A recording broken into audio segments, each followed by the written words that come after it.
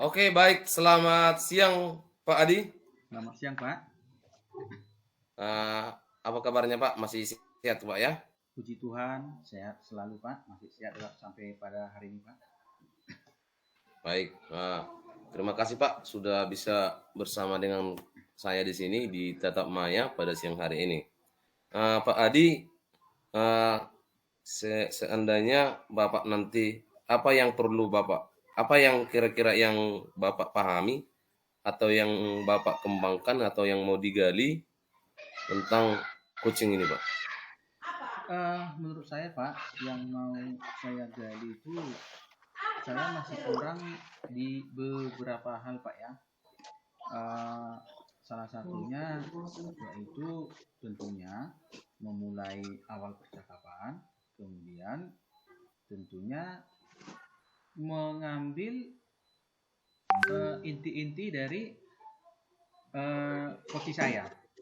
Itu hal-hal yang perlu saya perdalam mungkin, Pak. Jadi berarti Bapak masih mau belajar tentang bagaimana mengambil inti-inti pertanyaan seperti itu, Pak ya, pertanyaan yang berbobot seperti itu, Pak ya. Kira-kira seperti itu, Pak. Oke, oke Pak Adi, silakan untuk bercerita dengan coachingnya, Pak. Silakan, Pak. Oke, ya. Selamat siang Ibu Elvi. Selamat siang Pak Apa Adi. kabarnya hari ini, Bu? Sehat dan luar biasa, Pak. Terima kasih atas waktunya, Bu. Ini Bu ya, sebelumnya Ya. apa sih yang Ibu inginkan dalam benak Ibu sehingga Ibu mengikuti program CPP ini, Bu? Baik, terima kasih Pak. Yang pertama tentunya saya ingin menimba ilmu ya, menimba ilmu. Apa sih sebenarnya CPP itu? Seperti itu ya. Kemudian ketika saya terjun dan dapat pembekalan, tentunya ilmu yang saya berikan, yang saya dapatkan tersebut, saya boleh salurkan dan saya bagikan, terutama yang pertama tentu dengan di sekolah saya ya, di unit saya, kemudian bisa mengembangkan sekolah saya sendiri, seperti itu Pak. Terima kasih Pak. Terima kasih. Saya konfirmasi lagi Bu ya, menimba ilmu tentang CPP gitu Bu ya.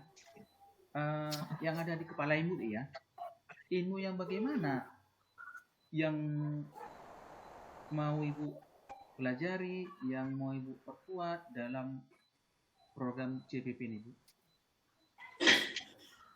Terima kasih Pak. Pada awalnya kan memang saya tidak tahu ya apa sih sebenarnya CPP itu ya. Setelah saya dalami bahwa CPP itu berfungsi untuk mendampingi ya, mendampingi dari CGP yang akan kita dampingi. Seperti itu kita bisa berkolaborasi, kemudian bekerja sama, bagaimana cara meningkatkan mutu dari pendidikan anak-anak sesuai dengan yang sekarang ini kan Pak. Kita harus istilahnya kata tokoh itu harus berhamba kepada murid ya. Bagaimana kita bisa menumbuhkan minat dan bakat anak-anak tersebut tanpa adanya paksaan ketika mereka melaksanakan pembelajaran ataupun menuntut ilmu di sekolah, seperti itu Pak. Baik, terima kasih Bu. Saya satu tadi saya tangkap mengajari anak didik tanpa ada paksaan.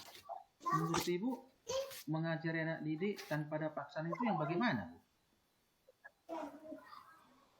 Baik Pak, terkadang yang kalau saya lihat gitu ya, anak tersebut dipaksa dia harus mengikuti beberapa materi dan itu mempunyai penilaian standar ya. Tapi maksudnya di sini paksaan bukan kita dalam arti tanda kutip negatif ya. Kita juga mengarahkan anak tersebut menuntun, istilahnya menuntun lebih tepat ya Pak, menuntun anak tersebut bagaimana anak tersebut bisa digali potensi-potensi yang ada dalam dirinya, seperti itu Pak. Baik Bu,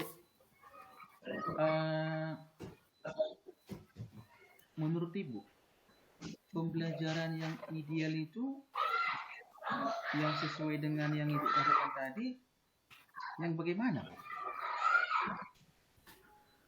Pembelajaran yang ideal itu iya Pak, menurut saya ya yang ideal itu tentunya si siswa itu atau si murid tersebut ya merasa bahagia dia ketika dia mendapatkan pembelajaran dari si ibu gurunya atau bapak gurunya ya atau pendidiknya.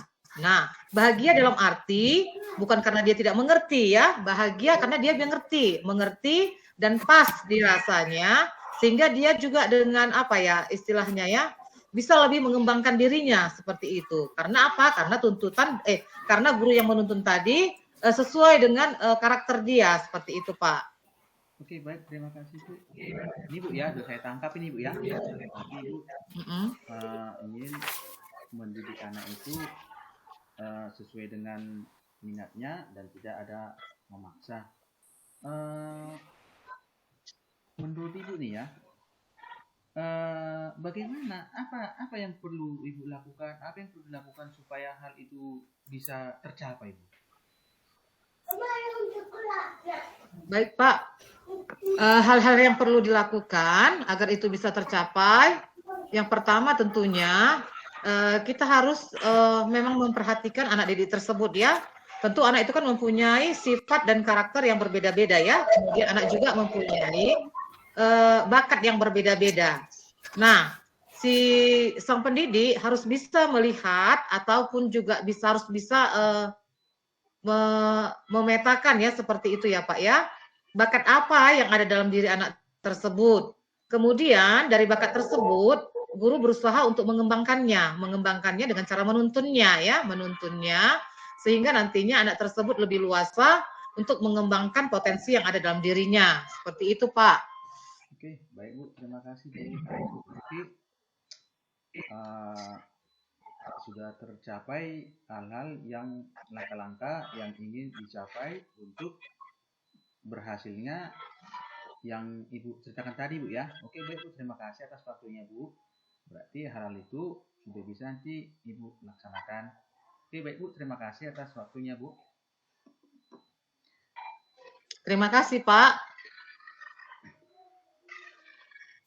Baik, terima kasih Pak Adi yang sudah melakukan coachingnya dengan melaksanakan coach dengan coachingnya ya. Jadi Pak Adi, kira-kira apa kelemahan Bapak sebagai coach untuk bisa dikembangkan ataupun dipelajari di kemudian hari Pak?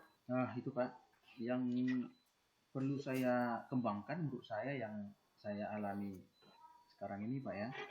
Saya itu ingin memperdalam mengenai langkah-langkah dalam pelaksanaan coaching ini Pak. Langkah-langkah itu pas saat menyelidiki ide partisipasi di mana, pas membuat kesimpulan di mana, pas membuat penguatan di mana, itu langkah-langkah tersebut Pak.